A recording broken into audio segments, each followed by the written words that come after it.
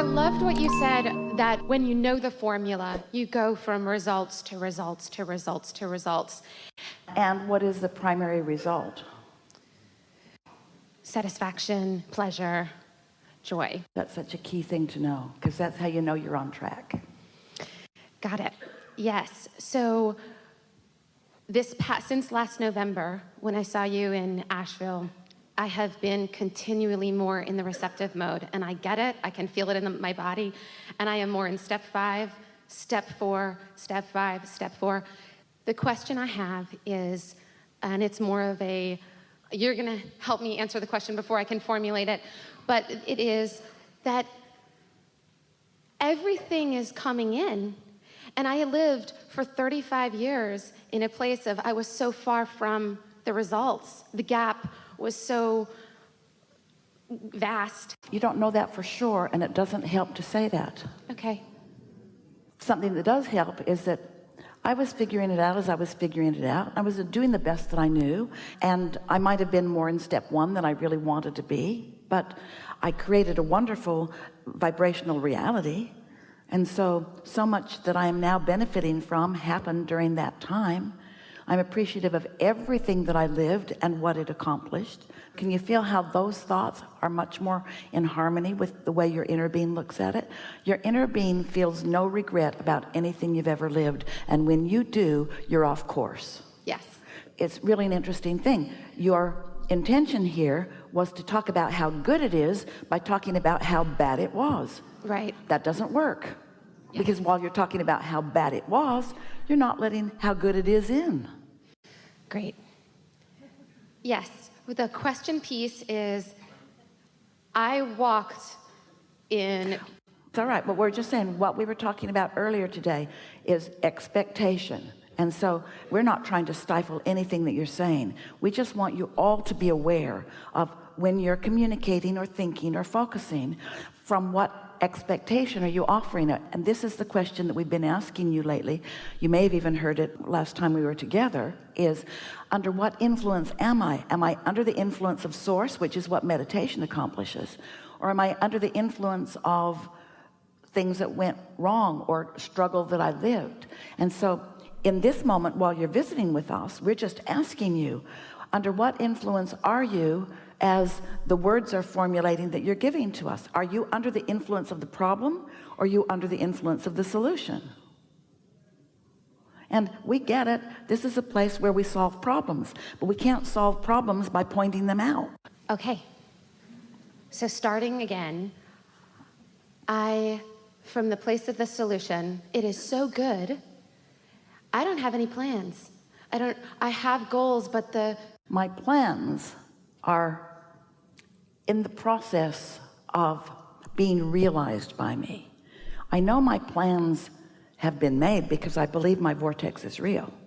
And I know that my inner being knows the path of least resistance from where I am to where I'm going. So I know that those plans are all in place. I'm looking forward to, on a pretty steady basis, being in the receptive mode where I can realize what those plans are. Can you feel the difference? Because that's the way your inner being tells that story. You feel a little lost. Your inner being knows you're not. Your words were about not knowing where to go exactly. In other words, your words demonstrated a feeling of insecurity. Did you hear it? Insecurity. Well, you can't stand in a place of insecurity and be in the receptive mode. So if you're standing in a place of insecurity, take a nap, because anything that you receive is under the wrong influence. Does that make sense? Think about it. When you're in a bad mood, which of your friends do you think of to call, or which of them call you? What influence are you under? The law of attraction is always showing you what influence you're under. And so if you're under the influence of something other than source, you might want to take a nap or meditate or do some segment intending. That gets out ahead of it too. So we're happy to hear you. So the piece is, when you get better at this, in my day, I feel in the receptive mode. Often. I feel real-time thoughts turning into things. Yeah. Often. Yesterday, several examples. Do you see the shift that just happened in her? Yes. Okay. You went from insecurity to absolute confidence, and it just was that much shift in focus. Great. Okay, that makes sense. So I'm trying to save time here so other people can hear. Well, that's time shortage consciousness. Okay, That'll get right, you nowhere. Okay. It's Okay. also consideration. But the thing is, if you're considering what's going on with everybody else, sometimes you're not considering your path of least resistance. Consideration is a nice thing, but consider yourself. Consider your alignment. Consider putting yourself in the place where all of you is present and having a conversation. Be so considerate of yourself that you're tuned in, tapped in, turned on, and everybody who experiences you benefits from it. What if this segment answered so much that others are wanting for? Do you wish you had rushed through it? Or do you want the pleasure of being that? The pleasure of being that. Okay, so my hands are in the clay. Ding, ding. I feel it.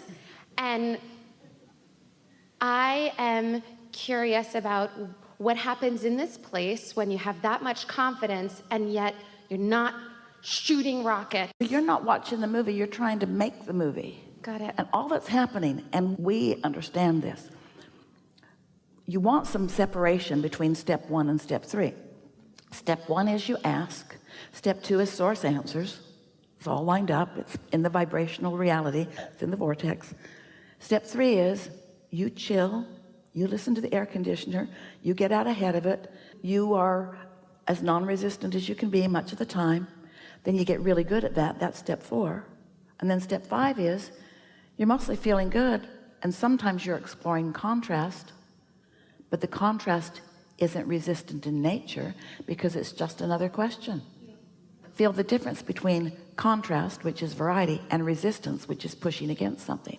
Feel the difference between contrast, which are choices, and resistance is talking about what you don't want rather than what you do want. Okay. So it's just this subtle place of just allowing in more pleasure. It's subtle until momentum parlays it into something not so subtle, like passion or downright enthusiasm or a grin on your face you can't get off. It's not that subtle. Alignment is not that subtle. You glow in the dark. Alignment is passion and enthusiasm and moment to moment ideas coming. It's question answer, question answer, question answer, question answer. It's things working out for you. And most of all, it's, oh, I love my life. Man, did you see that happen? You can call that subtle. Right. I have that a lot in my life. It's just that there was so much contrast before that I live more in that space now. I just don't have big goals. I mean, I do, but I don't know what the gigantic big step is. And I usually live my life. That's because there's no gigantic big step. It's just the next logical step and the next logical step. And those words indicate, and it's all right, an impatience about getting from where you are to where you really want to be. What that says is, I really don't want to be over here. I want to be over there. Show me the gigantic big step. And meanwhile, your inner being knows you can't take a gigantic big step. That's a vibrational inaccuracy that would be devastating. What you want is the next logical step, the next logical step, the next logical step. But you want the next logical step for the fun of it, not because it's taking you to where you want to be. Can you feel this difference? Yeah.